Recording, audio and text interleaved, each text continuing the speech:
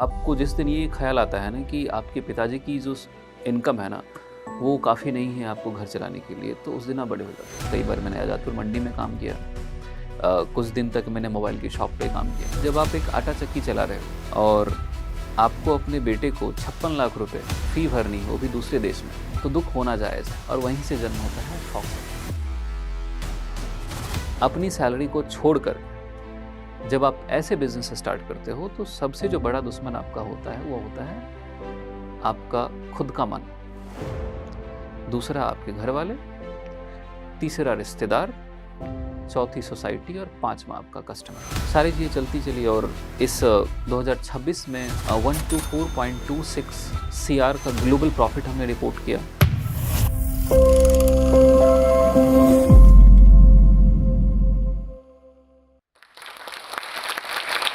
खाली जेब, टूटा हुआ दिल और अधूरे सपने। जब इन तीनों के साथ आप किसी सपने को पूरे करने की कोशिश करते हो, तो वो बड़ी महँगी साबित होती है। नमस्कार, मैं तरुण पोद्दार, सीईओ फॉक्सहॉग वेंचर्स। एक कंपनी जो 5 साल पहले स्टार्ट हुई थी और 5 साल बाद जब मैं आज उस ऑर्गेनाइज़ेशन को देखता हूँ, तो लगता है कि यार मैं कहाँ आ गया। ये कहानी है एक ऐसे लड़के की जो जिसने ज़ीरो से नहीं माइनस से स्टार्ट किया था और माइनस से इसलिए बिकॉज़ मेरे पिताजी के पास बहुत सारे लोन थे। तो इसीलिए मैं बोलता हूँ कि जिसने एक किसी चीज़ों को माइनस से स्टार्ट किया और आज जो कुछ भी मैंने करा है, वो सब आप लोगों की देन है। मैं तरुण पोद्दार दिल्ली से, अ, उस दिल्ली से नहीं जिस दिल्ली की चकाचौंध भरी दुनिया को आप देखते हैं, साउथ दिल्ली और सेंट्रल दिल्ली से। ज़रा उस दिल्ली को झाँकिए जहाँ पे पानी के लिए भी कभी-कभी मारा-मारी होती है, तो मैं उस दिल्ली से हूँ। दिल्ली की गलियों में जब मैं पला-बढ़ा और उस दौरान लाइफ़ में काफ़ी मुश्किलें आई। मुश्किलें क्या, देखिए जब आप लाइफ़ जीते हो, तो लाइफ़ एक लाइफ़ होती है, लाइफ़ मिशन नहीं होता है कि सब कुछ आपको बनी-बनाई चीज़ें मिलती हैं। रोज़ आपकी लाइफ़ में उतार-चढ़ाव आते हैं, ठीक है? वही शायद मेरी लाइफ़ में भी था। आप एक मेट्रो सिटी में रह रहे हो, तो उसके एक्सपेंसेस और उसकी लाइफ़स्टाइल, ठीक है? आपको दोनों वहाँ पे मैच करनी होती है और स्पेशली जब आपको जिस दिन ये ख़्याल आता है ना कि आपके पिताजी की जो स इनकम है ना, वो काफ़ी नहीं है आपको घर चलाने के लिए, तो उस दिन आप बड़े हो जाते हो। शायद मेरे साथ भी ऐसा ही हुआ। जब मैं अपना स्कूलिंग कंप्लीट कर रहा था, उस टाइम पे भी मैंने काफ़ी जॉब करी है। मैंने एनजीओ में काम किया। चूँकि देखिए घर चलाना काफ़ी मुश्किल होता है स्पेशली मेट्रो शहर में और ये आपकी ज़िम्मेदारी बनती है जब घर के बड़े बेटे हो तो उस टाइम पे। स्कूलिंग ख़त्म हुई, ग्रेजुएशन का सपना था, डीयू तक पहुँचना एक बहुत बड़ी चीज़ हुआ करती थी उस टाइम पे और आज भी है। क्योंकि सरकारी स्कूल से आकर अगर आप डीयू का सपना देखते हो, बड़ा महँगा साबित होता है आपके शहर में, बीइंग वेरी ऑनेस्ट। चलिए, लास्ट कट ऑफ में मेरा नाम आया, ग्रेजुएशन का सपना और उस सिलसिले की शुरुआत हुई। अ, केशव महाविद्यालय मेरे घर से 15 मिनट की दूरी है और डीटीसी बसें जाती थी। ₹142 का पास बनवाना भी मेरे लिए मुश्किल हो रहा था उस टाइम पे। और चूँकि पिताजी एक आटा चक्की चलाते थे, तो मेरे चाचा जी का सपोर्ट उस टाइम पे काफ़ी ज़्यादा रहा। बाद में पता चला कि वो कितनी महँगी सपोर्ट थी मेरे लिए। ख़ैर, जब कई बार ऐसा भी हुआ करता था कि पैदल भी जाना होता था, अ, काम भी करना होता था और जब आप लेट से घर आओ, तो सवाल भी होता था कि आप लेट से घर क्यों आए हो? और ये बताना भी मुश्किल हो रहा था कि काम करना होता है और घर चलाना होता है। क्योंकि जब आप उस बचपन में होते हो या फिर टीनेज में होता हो ना, तो आपके मुँह से ज़ुबान नहीं फूटती है कि आप ये बता सको अपने घरवालों को कि आपका भी कंट्रीब्यूशन आपके घर पे है, ठीक है? शायद ये रिस्पेक्ट होती है या फिर इंटरनल सेल्फ रिस्पेक्ट, आप लोग खुद डिसाइड कर सकते हो, ठीक है? 3 साल में ग्रेजुएशन कंप्लीट हुआ और चूँकि ग्रेजुएशन एक नॉर्मल ग्रेजुएशन ही होता है। अगर आपको किसी जॉब की तलाश है, तो उसके लिए आपको एक एडिशनल प्रोफ़ेशनल सर्टिफ़िकेशन का होना बहुत ज़रूरी होता है, उस टाइम पे भी और आज के टाइम पे भी। चूँकि मेरे पास एक नॉर्मल ग्रेजुएशन था और घर चलाना भी था उस टाइम पे, तो ग्रेजुएशन के टाइम पे भी कई बार मैंने आज़ादपुर मंडी में काम किया। कुछ दिन तक मैंने मोबाइल की शॉप पे काम किया। कभी-कभी मैंने ड्राई क्लीन पे भी काम किया। सब कुछ होता रहा, चलता रहा, लाइफ़ चलती रही, काफ़ी उतार-चढ़ाव देखे हमने। और ख़ैर, इससे कोई गिला-शिकवा नहीं है कि उतार-चढ़ाव देखे। दुःख इस बात का रहा है कि वो चीज़ें सीखने को नहीं मिली, जो चीज़ें मुझे पहले सीख लेनी थी। और खुशी इस बात की रही कि बहुत सारे लोगों से हमें बहुत कुछ सीखने को मिला, है ना? और शायद जो लर्निंग मेरे पास आई, उसी को एक साथ चलते हुए सोचा कि शायद ग्रेजुएशन के बाद तो मुझे नौकरी मिल ही जाएगी। ख़ैर, हैदराबाद, पुणे और बैंगलोर का बहुत ज़्यादा क्रेज़ चल रहा था और मैं बैंगलोर भाग गया। भाग गया इसलिए कह रहा हूँ बिकॉज़ शायद मुश्किलों ने मुझे भगा दिया क्योंकि मुझे ऐसा लगा था कि शायद इन चकाचौंध भरी दुनिया और इस इन शहरों में शायद मेरी ग्रेजुएशन की कोई कदर तो होगी। जाने के बाद मुझे नौकरी मिली कॉल सेंटर में, बैंगलोर में। 23,000 रुपए की जॉब थी वो। 23,000 रुपए में जब आप एक पीजी को भी पैसा देते हो 6500 रुपए और बीइंग अ नॉर्थ इंडियन जब आप पूरे दिन चावल सांभर ही खाते हो उसमें, ठीक है? तो भी दुखदाई नहीं होता है बट आप उन चीज़ों से सीखते हो, खैर 3 महीने मैंने वहाँ भी नौकरी कर ली। बाद में पता चला कि शायद मैं इन चीज़ों के लिए नहीं बना हूँ। क्या होता है लाइफ में कि जब आपके सपने कुछ और हो, है ना? उस सपने को आप चेज़ कर रहे हो और आपके पास रिसोर्सेज़ नहीं हो, तो दुःख बहुत ज़्यादा होता है। खैर 3 महीने बाद मैं दोबारा आ गया दिल्ली और ऑफ़ कोर्स मैं हँसी का पात्र ही था कि भई तुम कुछ करने गए थे, फिर से आ गए दोबारा। चूँकि वहाँ पे मुझे उस बैंगलोर शहर में मुझे इस बात का आभास हुआ कि पैसा बहुत ज़रूरी है, लेकिन बहुत ज़्यादा पैसा बहुत ज़्यादा ज़रूरी है। और जब आपके पास बहुत ज़्यादा पैसे की तलाश हो, तो इसका मतलब ये नहीं है कि आपको बहुत ज़्यादा पैसे की तलाश है, इसका मतलब ये है कि आपके सपने थोड़े ज़्यादा बड़े हैं, ठीक है? इसलिए कभी भी आप मेरी बातों से पैसे और सपनों को कंपेयर मत कीजिएगा प्लीज़, ठीक है? क्योंकि जब आपके सपने बहुत ज़्यादा बड़े हों, तभी उसकी कीमत आपको उससे ज़्यादा पैसे देकर चुकानी होती है। सपने देख रहा था मैं, पता चला कि एमबीए करने के बाद बहुत सारी चीज़ें पूरी हो जाती हैं लाइफ़ में। अब जिस इंसान का मैथमेटिक्स में 29 और 30 नंबर आए और वो बंदा अगर कैट के सपने देखे, तो वो भी एक हँसी का पात्र होता है, वो इंसान खुद की नज़रों में, दूसरों की नज़रों में तो होता ही है। ख़ैर, कैट तो मुश्किल ही था, जीमैट की कोशिश करी, जैसे-तैसे क्लियर हुआ और चूँकि वो मेरा लक नहीं था, ठीक है? देखिए लक क्या होता है? तो लक आपके कर्मा का रिज़ल्ट होता है, ठीक है? जो भी आप कर्म करते हो नेगेटिव या पॉज़िटिव, उसका जो रिज़ल्ट आता है, उसको हम बोलते हैं लक, क्योंकि लक भी अच्छा या बुरा होता है। शायद वो दिन मेरी फैमिली का बहुत बड़ा दुःख भरा दिन था बिकॉज़ हमें ये पता चला कि देश के जितने भी बिज़नेस स्कूल्स हैं, उसकी फ़ी और उसकी लाइफ़स्टाइल मेरे पूरे ख़ानदान की जो इनकम है ना, उससे भी बड़ी महँगी थी। ख़ैर, वो अधूरा सपना था और उस अधूरे सपने को ख़त्म करते हुए फिर से दोबारा मैं बैंगलोर पहुँचा। नौकरी करी एक आईटी कंपनी में। चीज़ें काफ़ी अच्छी चल रही थी तो फिर और मैं धन्यवाद देना चाहूँगा इन सारी अच्छी-अच्छी कंपनीज़ को, जिन्होंने अपने एम्प्लॉइज़ के लिए कुछ एम्प्लॉयी वेलफेयर एसोसिएशंस बनाए हैं और उनका हमेशा से एक वक्तव्य या फिर उनका एक ध्येय या फिर मोटिवेशन रहता है कि काम करवाने के साथ-साथ एम्प्लॉइज़ को एक अच्छी एजुकेशन हो या फिर एक्स्ट्रा करिकुलम एक्टिविटीज़ में भी ध्यान दिलवाएँ। बहुत सारे लोग थे हायर एजुकेशन के लिए जा रहे थे, मैं भी उनमें से एक था। कुछ यूनिवर्सिटीज़ के एग्ज़ामिनेशंस जो इंटरनल एग्ज़ामिनेशंस हैं, वो मैंने दिए। चूँकि आप लोगों को बता दूँ कि कैट एक इंडियन एग्ज़ामिनेशन होता है जिसके थ्रू आप भी स्कूल्स में एंटर करते हो। चाहे वो आईआईएम हो, एक्सेल-आरआई हो या फिर बड़े-बड़े बिज़नेस स्कूल्स।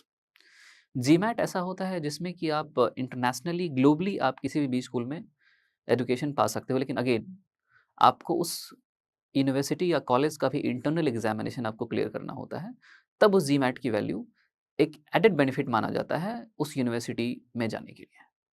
खैर, तो जो मेरा सपना था वो धीरे-धीरे चल रहा था। देखिए क्या होता है कि जब आपके दिमाग में कोई चीज़ें टिक-टिक करती है ना, ठीक है? तो वो जल्दी से जाती नहीं है अनटिल और अनलेस या तो आप उसको गिव अप कर दो कि भई अब नहीं हो पाएगा या दूसरा आप उसको अचीव कर लो। 2 तरीके से ही चीज़ें दिमाग से जाती है। तो जब दोबारा मैं बैंगलोर पहुँचा और कुछ यूनिवर्सिटी के एग्ज़ामिनेशन दिए, तो I got qualified for Stanford. चूँकि उस टाइम पे मुझे याले, ऑक्सफोर्ड और कैम्ब्रिज और कुछ और यूनिवर्सिटीज़ पता थे बिकॉज़ जिनका नाम मैं इंटरनेट पे पढ़ा करता था, ठीक है? अगले दिन जब मैं दोबारा अपनी नौकरी पे पहुँचा तो मेरा टीम लीडर बोलता है कि यार तुम गए नहीं? आई वाज़ लाइक कि सर कहाँ पे? तो कहता है कि you just got qualified for your MBA. तो हमने बोला कि सर मुझे लगता है शायद कॉलेज अच्छा नहीं हो। तो सरप्राइज़ वाज़ फॉर मी कि उसने पूरे फ्लोर पे सबको खड़ा करके पूछा कि किसी को स्टैनफोर्ड के बारे में पता है क्या? तो सबने एक साथ चिल्ला के बोला कि सर ये दुनिया की दूसरी सबसे बड़ी यूनिवर्सिटी है, जहाँ के आप एमबीए कर सकते हो। मेरे लिए शॉकिंग भी था और प्लस सरप्राइज़ भी था और एक डर भी था। शॉकिंग इसलिए था कि मुझे पता नहीं था। सरप्राइज़ इसलिए था कि मेरा टीएल मुझे सपोर्ट कर रहा है और दुःख इस बात का था कि अगर ये सच है, तो मैं जाऊँगा कैसे? ख़ैर अ, थैंक्स टू दैट टीएल कि जिसने ये चीज़ मुझे रियलाइज़ कराया और उन्होंने मुझे इमीडिएटली बोला कि तुम अपने पीजी जाओ एंड जो आगे करना है करो, फाइन। पहला कॉल मेरे पिताजी के पास पहुँचा कि ऐसी-ऐसी चीज़ें हो गई हैं, तो मुझे लगता है कि जितना दुःख उनको इस बात का नहीं होगा कि मेरी फैमिली मुझे सपोर्ट नहीं कर पाई, उससे ज़्यादा दुःख उनको उस दिन इस बात का था कि मुझे स्टैनफोर्ड में एडमिशन मिल गया और होना भी जायज़ है। जायज़ इसलिए है क्योंकि जब आप एक आटा चक्की चला रहे हो और आपको अपने बेटे को 56 लाख रुपए फ़ी भरनी हो, वो भी दूसरे देश में, तो दुःख होना जायज़ है, ठीक है? अब ये दुःख उस ग्लानि से हो कि मैं कर नहीं पाऊँगा या फिर ये दुःख इस बात का हो कि क्यों कर लिया। जब मैंने ये चीज़ें बताई तो he was bit kind of कि यार देखते हैं। बाद में मम्मी को फ़ोन किया, मम्मी ने बोला ठीक है देखते हैं।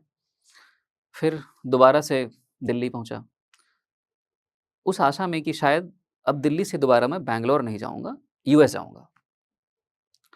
घर पहुँचने के बाद यहाँ तो हमारे इंडिया में अब अगर आप एक आईआईटी भी क्वालीफ़ाई कर लेते हो तो ढोल नगारों से आपका स्वागत होता है। मेरा स्वागत कुछ ऐसा नहीं हुआ था। जनरली घर में मातम था कि यार अब क्या होगा? ख़ैर मैं उन ये सारी चीज़ें मेरे साथ हुई है और मेरे सामने हुई है, ठीक है? इसलिए मैं आपको अच्छे तरीके से एक-एक मोमेंट आपको मैं रिकॉल करके बता रहा हूँ। ख़ैर, तो उसके बाद मम्मा ने मे बी शायद आधे 1 घंटे हुए होंगे, नाना जी को फ़ोन मिलाया, ये सारी चीज़ों के बारे में। तो so you know mom and dad के बारे में पता है क्या होता है? अ, पता नहीं क्यों मतलब हर एक घर की मम्मियाँ एक जैसी होती हैं। आपकी भी सबकी मम्मी एक जैसी होती है, ठीक है? और पिताजी सबके भी एक जैसे होते हैं, ठीक है?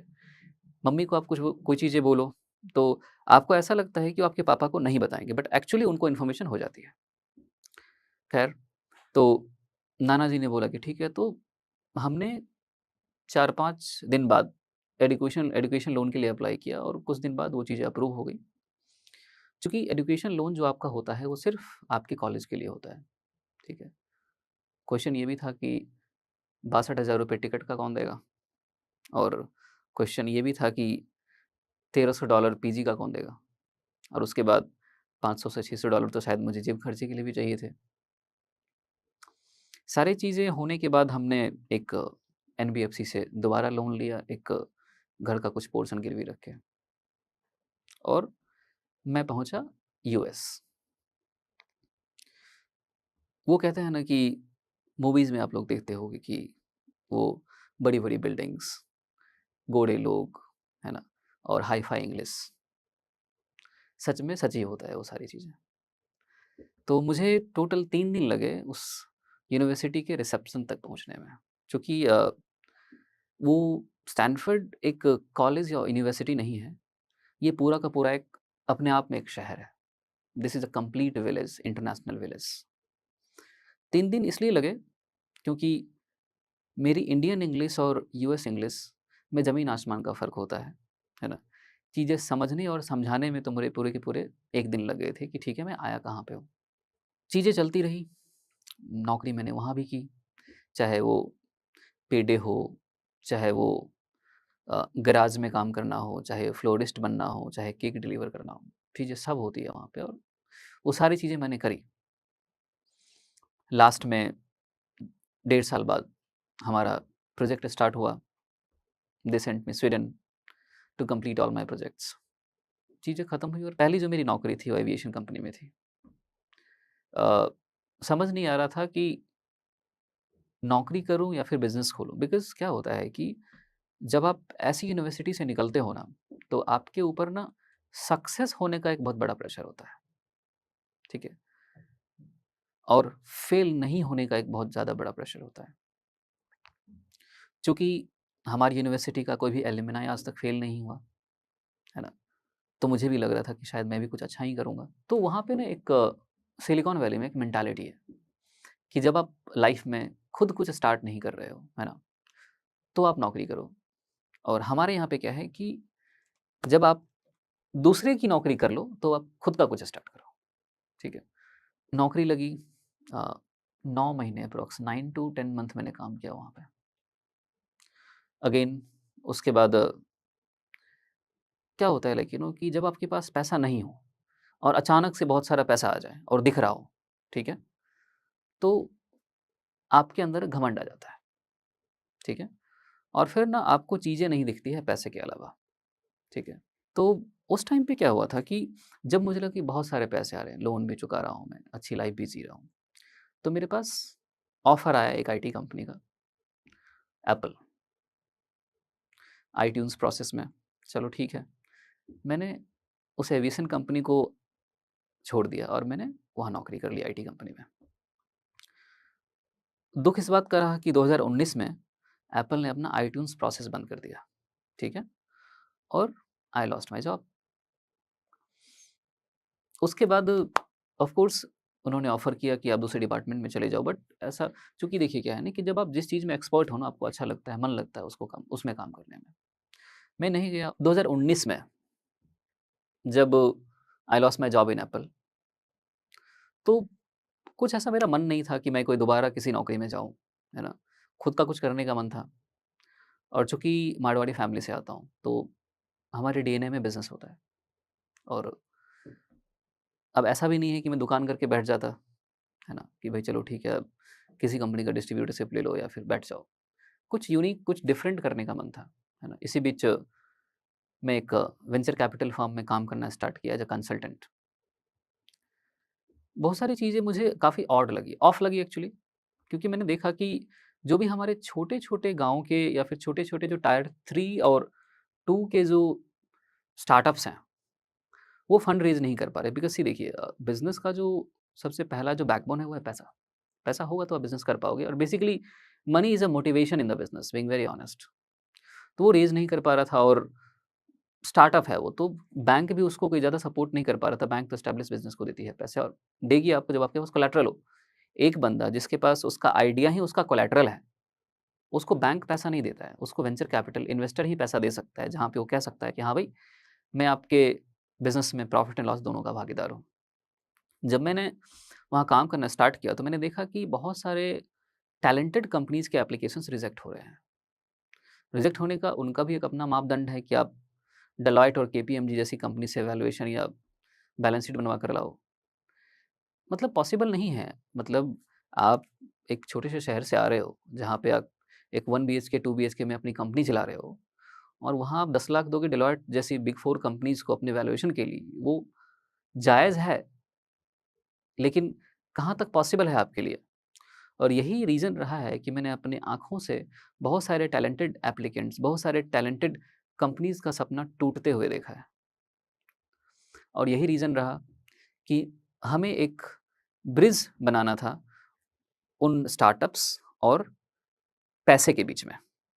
जहाँ मैंने ये कोशिश करने की कोशिश करी कि ईज़ एक्सेस ऑफ फंड्स छोटे-छोटे स्टार्टअप्स के लिए हो और वहीं से जन्म होता है फॉक्सहॉग का। सिर्फ़ मेरे बारे में नहीं बल्कि हम सब इंडियन और प्लस उनके माँ-बाप की मेंटालिटी ये है कि जब आप कोई अच्छा खासा जॉब छोड़कर बिज़नेस करते हो आप, ठीक है?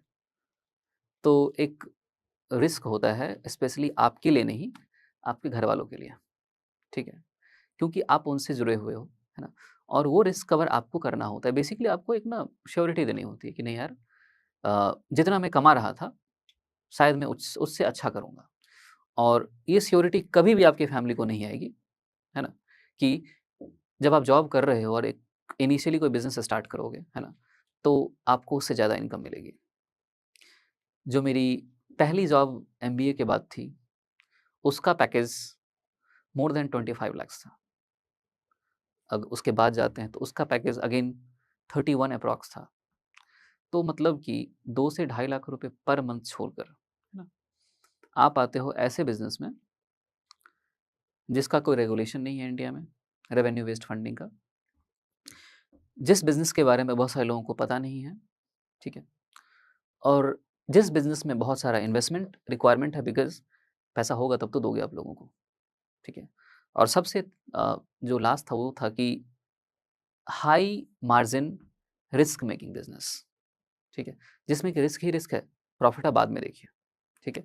इन 4 चीज़ों को लेकर के और अपनी सैलरी को छोड़ कर के जब आप ऐसे बिज़नेस स्टार्ट करते हो, तो सबसे जो बड़ा दुश्मन आपका होता है, वो होता है आपका खुद का मन, दूसरा आपके घर वाले, तीसरा रिश्तेदार, चौथी सोसाइटी और पाँचवाँ आपका कस्टमर, ठीक है? और जो छठा सबसे बड़ा दुश्मन होता है आपका क्रिटिक्स और कॉम्पिटिटर, ठीक है? इन 6 लोगों को साथ लेकर आप आगे बढ़ रहे हो। तो जब हमने 2020 में इस कंपनी को इंट्रोड्यूस किया और 15 दिन बाद एप्रॉक्स कोविड आ गया, ठीक है? अ, आई थिंक वो हमारे लिए एक बहुत बड़ा गोल्डन पीरियड था, not in terms of health, but in terms of wealth. Because उस टाइम पे बहुत सारे ऑफलाइन आउटलेट्स बंद हो रहे थे, बहुत सारी कंपनीज़ के। बहुत सारी कंपनीज़ डाउनफॉल में जा रही थी। हमने मैक्सिमम कंपनीज़ के शेयर्स, इक्विटीज़ खरीदे, उस टाइम पे बहुत कम दाम में। बाद में हमने उसको एग्ज़िट किया। तो आई थिंक वो भी हमारा गोल्डन पीरियड था। लेकिन क्वेश्चन आपके दिमाग में ये होगा कि एक वेंचर कैपिटल खोलने के लिए, क्योंकि मैं थोड़ा-सा इसके बारे में बताना चाहूँगा, आप लोगों के दिमाग में आएगा कि ये खुलता कैसे है, काम कैसे करता है ये सारी चीज़ें। तो देखिए, वेंचर कैपिटल एक प्रकार है, स्वरूप है किसी भी फाइनेंस कंपनी का, और एक फाइनेंस कंपनी किसी एक बैंक का स्वरूप है वो। एक छोटा-सा पार्ट होता है फाइनेंस कंपनी। 2 फॉर्मेट होते हैं इसके, इन्वेस्टमेंट और लेंडिंग, ठीक है? इन्वेस्टमेंट जिसमें कि जो बंदा पैसा दे रहा है, वो प्रॉफ़िट और लॉस दोनों में हिस्सेदार है। और लेंडिंग में क्या होता है, जो बंदा पैसा दे रहा है ना, वो सिर्फ़ और सिर्फ़ प्रॉफ़िट में हिस्सेदार है। इसको मैं आपको अलग तरीके से समझाना चाहूँगा just for the knowledge purpose कि सपोज़ दैट कि आपको आपको और आपके दोस्त को एक बिज़नेस स्टार्ट करना है और आप दोनों ने मिल कर के उस कंपनी में 50-50 हज़ार रुपए डाले हैं। कल को वो बिज़नेस डूब गई, तो ऐसा तो बिल्कुल नहीं है कि आप अपने दोस्तों से एक-दूसरे से माँगोगे कि भाई मेरे को 50-50 रुपए दे दे। आप दोनों तो नहीं माँगोगे एक-दूसरे से, है ना? लेकिन वही बिज़नेस कल को अगर 100 करोड़ की हो जाती है, तो आप दोनों का वो 50-50% है। इसको बोलते हैं इन्वेस्टमेंट। लेकिन वही अगर आपको 1 लाख रुपए की ज़रूरत है और आपने किसी थर्ड पार्टी से वो 1 लाख रुपए लिया है, अपने बिज़नेस को स्टार्ट स्टार्ट करने के लिए, कल को बिज़नेस डूब गई, तो भी आपको 1 लाख रुपए ही देने हैं उस तीसरे बंदे को विथ इंटरेस्ट, और कल को बिज़नेस अगर वो 500 करोड़ की होती है, तो भी आपको 1 लाख रुपए ही देने हैं इंटरेस्ट के साथ। इसको बोलते हैं लेंडिंग, ठीक है? तो इन्वेस्टमेंट बैंकिंग होता है ये इन्वेस्टर, और रिटेल बैंकिंग होता है ये जो लेंडिंग की बात करते हैं हम। तो चूँकि इंडिया में रिटेल बैंकिंग का प्रोसेस बहुत मुश्किल है और बैंकिंग लाइसेंस आपको बड़ी मुश्किल से मिलता है। प्लस वेंचर कैपिटल जो है वीसी लाइसेंस वो भी बड़ी मुश्किल से आपको मिलता है। इसीलिए हमने कंपनी रजिस्टर कराई यूएस में, क्योंकि आई हैव बीन देयर, मैं वहाँ रहा हूँ, वहाँ पे मेरी एस्टैब्लिशमेंट है, तो हमने उस कंपनी को यूएस में रजिस्टर कराया बिकॉज़ वहाँ पे वीसी लाइसेंस मिलना ईज़ी है। तो हमने उसको वहाँ स्टार्ट किया और उसी कंपनी को हमने इंट्रोड्यूस किया, सर्विसेज़ को हमने इंट्रोड्यूस किया इंडिया में। अब चूँकि इंडिया में भी हमारा एस्टैब्लिशमेंट होना ज़रूरी है, तो हमने फिर इंडिया में भी सेम कंपनी रजिस्टर कराई, फॉक्सहॉग वेंचर्स इंडिया प्राइवेट लिमिटेड। तो जब हमने ये वेंचर कैपिटल कंपनी इंट्रोड्यूस किया इंडिया में, तो पहला क्वेश्चन ये था कि लोगों को समझाना, because acceptance was the biggest challenge. लोग आपके प्रोडक्ट को एक्सेप्ट करें, ये बहुत बड़ा चैलेंज होता है, आपको एंटरटेन करें। हमने अपना जो सबसे पहला फ्लैगशिप प्रोडक्ट था, वो था वीसी फॉर विलेजेस। उस टाइम पे जहाँ पे आप ट्रेडिशनल बैंकिंग नहीं समझ पा रहे हो, हम गाँव में इन्वेस्टमेंट बैंकिंग समझा रहे थे, जो कि काफ़ी मुश्किल काम था और एक ऐसा काम था जहाँ पे आप हँसी के पात्र बन रहे हो। First year was horrible, because लोगों को समझाना कि आप लोगों को ये बोलते हो कि भाई अ, मैं आपको पैसे दे रहा हूँ, प्रॉफ़िट हो तो देना वरना मत देना। तो कहते हैं ना कि किसी कवि ने कहा था कि भारतीय आदमी को वही उधार दे जिसका पुनर्जन्म में विश्वास हो। तो अब चूँकि मेंटालिटी ही आपकी यही है कि पैसा लेने के बाद मैं क्यों दूँगा? और आप उसको कह भी रहे हो कि ठीक है भाई मत देना, प्रॉफ़िट होगा तो देना वरना मत देना, तो आप पे कौन विश्वास करेगा? बोलेगा भाई तुम तो बेवकूफ़ बना रहे हो। तो पहले ईयर हमारा कुछ ऐसा ही बीता, जब हमने बोला कि हमारा रेवेन्यू बेस्ड फंडिंग है और हमने छोटे-छोटे गाँव, इसके साथ-साथ छोटे-छोटे शॉपकीपर्स, डेयरी ओनर्स, फार्मर्स, उनको हमने पैसे देने स्टार्ट किए, रेवेन्यू बेस्ड, जहाँ पे हम सिर्फ़ उनके रेवेन्यू में हिस्सेदार थे। लॉस भी हुआ, बट लॉस से ज़्यादा पता है क्या हुआ कि हमें ना दुआएँ बहुत ज़्यादा मिली शायद। क्योंकि आप ऐसे सिचुएशन में जहाँ पे माइक्रो फाइनेंस कंपनीज़ आपसे 38% और 42% का ब्याज ले रही हो और जहाँ पे आप बिना ब्याज के लोन दे रहे हो, है ना? तो कहीं न कहीं पैसे की भरपाई कई बार दुआओं से हो ही जाती है। तो शायद हमारा हुआ। और इन्वेस्टमेंट का एक ख़ास सा रूल होता है कि 3 नहीं चल रही हो तो बाकी के 7 तो चल ही रहे होंगे। 5 नहीं चल रही हो तो 4 से आपका चीज़ें रिकवर हो जाएगा। तो इन्वेस्टमेंट की फ़िलॉसफ़ी यही होती है। ये ज़रूरी नहीं कि आपकी इन्वेस्टमेंट की सारी पोर्टफ़ोलियो कंपनीज़ या सारे पोर्टफ़ोलियो बिज़नेसेस सही ही चले। चीज़ें चलती रही, प्रॉफ़िट हमारा आता रहा। 2023 में यूर स्टोरी ने एक कंपैरिज़न किया, जहाँ पे उन्होंने देश के सारे बैंक और एनबीएफसी को एक साइड रखा और फॉक्सो के सर्विसेज़ को एक साइड रखा, ठीक है? अ, अच्छा लगा उस कंपैरिज़न को देख कर के। उसके बाद अगेन फिर एक रिपोर्ट आई जिसमें कि ये बताया गया कि फॉक्सॉक के प्रोडक्ट ने देश में किसानों के सुसाइडल रेट्स को कम करने में मदद करी है। चूँकि हमारे देश में किसानों का जो सुसाइडल रेट्स है, वो लोन की वजह से बहुत ज़्यादा है और हमने उसको कम किया अपने रेवेन्यू बेस्ड फंडिंग में, जहाँ मैं इंटरेस्ट नहीं ले रहा हूँ आपसे। काफ़ी फ़ायदा हुआ, काफ़ी चीज़ें मिली, investment bank of the year, venture capital of the year, entrepreneur of the year, multiple awards I received. सारी चीज़ें चलती चली और इस 2026 में फॉक्सॉक के 5 साल हुए। 124 करोड़ एप्रॉक्स 124.26 सीआर का ग्लोबल प्रॉफिट हमने रिपोर्ट किया। The valuation crossed more than 1000 CR. More than 1200 employees operating in more than 23 states in the country and more than 6 countries globally। 5 साल, इतनी सारी चीज़ें। लास्ट में पता है क्या होता है कि अ, जाकिर खान ने कहा था कि यू नो अच्छे कपड़े पहनने के लिए, अच्छा खाना खाने के लिए आपको ज़्यादा पैसे की ज़रूरत नहीं होती है। लेकिन ये चीज़ें जानने के लिए आपको बहुत ज़्यादा पैसे की ज़रूरत पड़ जाती है। जब तक आप जानोगे ये चीज़ें, तब तक आपके बहुत सारे पैसे खर्च हो चुके होते हैं। और लास्ट में फिर मेरे साथ भी यही हुआ कि जब कुछ भी नहीं था, तो लगता था कि पैसा बहुत बड़ी लग्ज़री है। जब सब कुछ हुआ, तो पता चला कि पीस सबसे बड़ी लग्ज़री है। बट अगेन मैं ये नहीं कहूँगा कि पैसा कुछ नहीं होता है, क्योंकि ये कहने के लिए बहुत सारे पैसे की ज़रूरत पड़ती है ना? और first be the millionaire and then do the philosophy. अभी भी कुछ चीज़ें याद आती है कि अ, जब मैं बैनर पोस्टर लगाया करता था तो ₹60 मिलते थे मुझे, ठीक है? वो बढ़ के ₹124 हुए, ठीक है? तो वक़्त ऐसा था कि जब आपको गोलगप्पे खाने का मन हो ना, तो भी आप 1 दिन का वेट करते थे। क्या ठीक है यार, थोड़ा कल पैसे बचाएँगे, है ना? तो खाएँगे। कई कीमती चीज़ें आप नहीं खरीद पाते थे और आज ऐसा है कि उन कीमती चीज़ों की कीमत ही समझ नहीं आती है।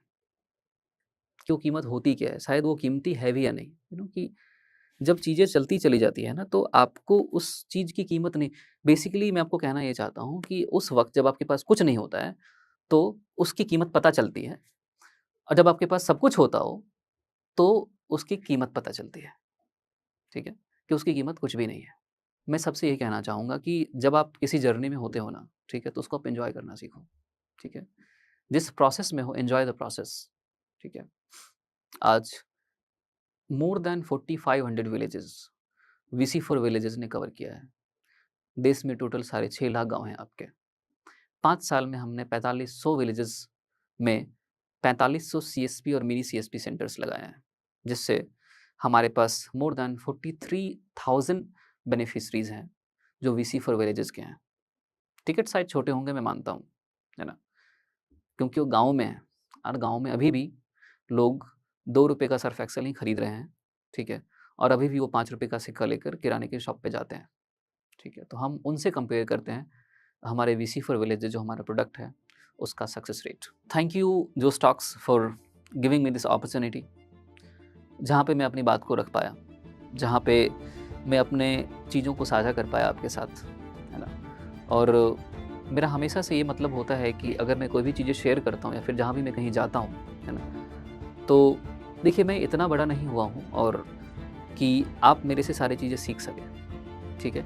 ना ही कोई ज्ञान देने का मेरा कोई मोटिव है। बस मैं ये कहना चाहूँगा कि जो गलतियाँ मैंने करी वो आप मत कीजिएगा, ठीक है? जहाँ मैं चूका हूँ, वहाँ आप मत चूकिएगा, ठीक है? और लाइफ में जो सबसे बड़ी चीज़ होती है वो एक रटी-रटाई वर्ड है, नेवर गिव अप, और ये सच है, ठीक है? सो थैंक यू अगेन जो स्टॉक्स फॉर हैविंग मी।